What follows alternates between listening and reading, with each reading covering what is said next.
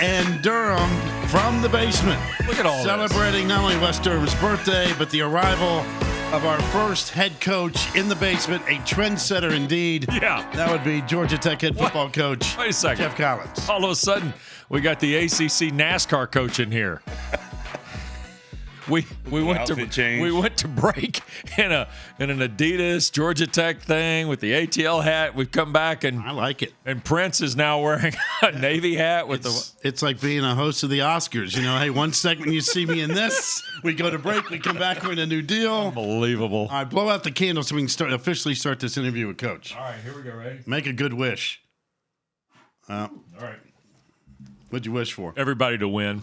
Oh, Love all, serve all, man. What a guy. Love all, serve all. Well, I was going to find out if the fire extinguishers work here in the basement. Oh, it'd be good if the fire alarm went off. That'd be just one more thing. Right? Show 106 to be one for the ages. All right, you okay, Coach? I just want to make sure. There's a lot going on since you walked in. This is sensory overload, man. Like we're literally in a basement right now. Did you think we were not in a basement? I don't know. I suspended belief, and now I know that we're literally in a basement going through lawnmower equipment. Yeah.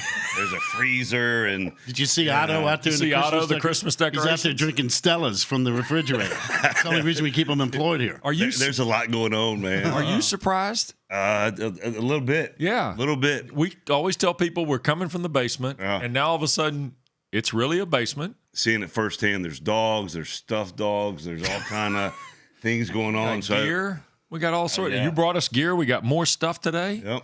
It's unbelievable. Yep. So exciting. Is this like recruiting? Yeah, I don't know. I don't know what Mike Flynn or SID signed me up for. This is a good deal. Before you leave, by the way, you have to sign the sign up there. Oh, yeah, you got to sign the sign. You are a trendsetter. Okay. Because when we were doing this for another, 20 shows before the Canis, they're going to say, you know what? Remember when Jeff Collins showed up in the basement, the first ACC coach, Right. to literally walk through the doors and hang out? You're going to be number one on that list. And with 4 different outfits, it's like I was here 4 different times. What is this like right now? Because the coaches' convention was last week, the national championship. You're back on the road ahead of February recruiting, which is part of the reason you're in Charlotte. Yep. This time of year seems in some ways just as hectic as the season, just in a different way, right? Yeah, so we signed, I think, 2021 guys in December. It was a rush to get to all the home visits. Now we've got to close out on another 5 guys in this signing class, but we're also doing junior recruiting. And anybody that follows me on social media, it's at Coach Collins, by the way. You see the helicopters were going all week, going 4 or 5 high schools a day in and around Atlanta. So we're trying to see as many guys as we can. And wanted to, since we were recruiting Charlotte for juniors, obviously wanted to come by and see you. Going to go see Matt Rule over at the new Panthers head coach, one of my best friends today as well. This is crazy time of year, though, right? Yeah. Because the February, and we were talking about this, the other day, right, Pac? The February signing period, which used to be the king, Yep, has now been reduced? Yeah, absolutely. Okay, so what happens in February that affects 2020 Georgia Tech in your world? Yeah, so just closing out the class. We've got a top 3 recruiting class, one of the top 2 recruiting classes in Georgia Tech history right now. Right. We're just trying to close strong. The grad transfer, some guys entered the portal, at the turn in January. So that opens up another layer that we've got to be all over. We've got an unbelievable recruiting staff that keeps us abreast of all those comings and goings. So we're just trying to close really, really strong and get the right pieces to help, help the program. Coach, we just had Mike Norvell on yesterday or 2 days ago, and we were kidding around with him. I said, do you even know what your suitcases are? I mean, you're coming and going, you're going 100 miles an hour. You had to go kind of through that last year. You talked about how great this recruiting class is. Right. Explain to everybody, breaking down the barriers of, hey, this is a new Georgia Tech, because that's exactly what you and your staff have been doing. Yeah, no doubt. I mean, it's been a historical transformation, what we've gone through that really hadn't happened in major college football in the last 40 years. But the big thing is getting around us, finding our brand and our identity. We're relentless about promoting that we're in Atlanta, one of the top 5 academic schools in the country. But the energy and the enthusiasm of our coaches, the culture that we've set in place now for a year is real. But getting the early part, getting people to buy into the transition, nobody knew what it was going to look like. But now a year in, you can see it. You have a clear identity of what we're going to be moving forward, and we're getting the right pieces in place. We played a lot of young guys. We got a ton of guys returning, and just trying to plug and play different pieces to be the elite program we're supposed to be. I want to take you back to your first season before we project 2020 here. Everybody can see the record, 3-9, couple of wins in the ACC. But in the times we visited with you intermittently through the season, you were building. I mean, there were things. It was a details kind of deal for you. Wins and losses mattered, but I get the impression it was a bigger picture thing at times, right? Sure. And that's the big thing with us is in our program, in our culture, we try to get better every single day. And nothing was more important last season, making that transition with guys that weren't predisposed to be playing in the systems that we run, but just getting better every day. And anybody that watches us play throughout the course of the season like you guys, we got better every single week. And we just kept playing a lot of guys, and they just kept getting better. And regardless if it was walk-ons or whoever was out there playing for us, we just incrementally got better. And that's the focus, and we're going to continue to do that. Coach, I want to go back to the recruiting process because I know you really can't talk players per se, sure. like NCAA issues and so forth, but what you're selling. And I'm just curious as if I were a 5-star 17-year-old, and I'm not, but if I were. I look like one, but I'm not. Especially after I eat half of Wes's birthday cake here during the break. And the Bowberry biscuits. And then those, it's all about priority.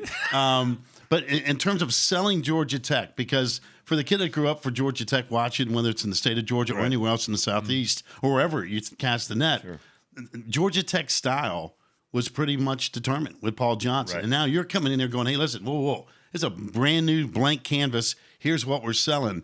What's it like when you walk into that room, knowing where people have that envision of what Georgia Tech is and now what you're selling, which is a whole different universe? There's no doubt. I think it starts with the vision that I have for Georgia Tech. I grew up in Atlanta. When I was in high school or my first year of college, won a national championship. Marco Coleman was an All-American there and won a national championship in 1990. When I was there with George O'Leary in the late 90s, the radio announcer was trash, but otherwise you were good.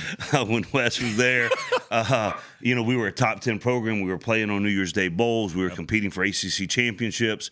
When I go back there with Chan, win 10 games, play for the ACC title, College Game Day is there. That's the Georgia Tech that I know. And that's the vision that I have for the program to get us back to that standard. 13 of the last 14 national champions have come from within 5 hours of our campus. So everything is set up. The parents, the first thing they're going to ask and really recruit, say it too, is the academic piece. Well, we've got the top 5 academic school in America, and then we're in the heart of Atlanta. The culture that is involved in what we do, we embrace it. We embrace being in the 404. I think I've got on almost all the gear. Right there it is. I like it. Right. So we embrace it. We love it. And we've got 8 guys that came in at the turn that were part of this signing class. And I was in the office for about 2 hours yesterday. And obviously, when I get there, the line starts forming because they know I'm in the building. So I asked some of the older guys, what's the transition with the 8 new guys that are here that we signed? How are they fitting into the culture? And my favorite quote that was said yesterday by David Curry, he was like, Coach, they are the culture. They're already knee-deep in it because they've been recruited to this culture. They believe in it. That's why they signed with us. And I think that was an unbelievable quote by him, that they are the culture. They bought in immediately. That's why they're there. And there's some really, really good players in that group, too. Something tells me that we're going to see that line again, aren't we? There's no doubt. You're going to steal that line, aren't you? Yeah. Well, we've already got T-shirts made. Of course you do. If I asked you the most important thing beyond culture, X's and O's last year, and I know you haven't had a chance to do the deep dive on every game because there's just not enough hours. What's the one thing fresh off last fall that you felt you did the best as a football team? Yeah, I thought we competed. Every single game, I thought our guys battled. They fought. We're a culture that's built on effort. We say it all the time. Right. And if you watch us play, And you even hear the TV copy, the announcers talking about how hard Georgia Tech played in every single game, regardless of us being outmatched at times or different size variables, whatever the case may be. Our guys fought, they battled, and they competed, and they played ridiculously hard the entire season through, and that's something you can build on. All right, there are players that you had last year on a 3-9 team, and we just saw one of them in Amarian Brown, another one in Tobias Oliver. Right. And the guy who I didn't think got enough credit last year, and Roddy and I kept talking about, and that was J.P. Mason at running back. Yes. I mean, he's got a chance if things continue to improve for you. Mm-hmm. He could be really, really good in this league. There's no doubt. And I thought Tashard Choice, our running backs coach, Georgia Tech grad, did an unbelievable job with the development of JP. Where he was when we got there last January, just as a young man, and who he is today in our program is just a night and day difference. I'm not 3 months on the job, and I pull into my parking spot underneath Bobby Dodd, and there's JP Mason's car in my parking spot. And that was the old JP. And we had a really nice, positive, uplifting conversation about how that wasn't what we should do in this program. Did you give him the towing company number? It was, we had, I think in that moment, we became very, very close. Did you? Closer than we had become in the past. Yeah. And JP just felt like, he's not here, I'll park here. Right? Yeah, a little bit. Yeah. And we had a great conversation. Bonds forged through shared adversity. And, we were able to get through it. And now in our program, he is one of the guys, one of the first ones in the building, one of the last ones to leave, one of the hardest workers, which the first 3 months on the job, you couldn't say that about JP. But the work that our coaching staff and Coach Choice has done, just the development of him as a young man, aside from being a great player, which he is, and he's physical and he's tough and he runs hard and he runs behind his pads, all of those things, just the development of him as a young man has been impressive. I want to make sure I get this. That's bonds forged through shared adversity? There's no doubt. Yeah, we have that about every morning from 7 to 10. Right back? Sometimes. Yeah. Most times we do. Yeah. While you're putting together your program, what did you find most interesting about the league? I know you're worried about in as opposed to out. Right. But you also have to deal with the outward stuff. Right. What did you find about the ACC after 1 year through this? Well, I mean, I think it's obvious in our side of the league is there's been 7 different champions in 7 different years. I mean, that's incredible. Nobody does. That doesn't happen. But just the level of coaching, the level of athletes, and that's in our league. It's some of the best football that there is, and I think the parity, especially on our side, shows that. Mm-hmm. And it's our job right now to enhance our roster, do everything we can to get better as fast as humanly possible. We're actively doing that. All right, we are going to come back, and when we do, we'll talk more about the 2020 schedule. Some of that you controlled, some of it you didn't, obviously. Sure. There is a game that's kind of like last year, and you start with the same team you started with last year, and then there's this game where you're going to do something that I think you're excited about, and that is you're going to play Notre Dame in Mercedes-Benz Stadium. And there's a method to that madness, and Jeff Collins will tell you about that. Plus, what else does he think of the ACC now that he's back in this conference? Jeff Collins in the basement with Packer and Durham on ACC Network, Sirius XM 371, and the ESPN app. It's time for a costume change, kids.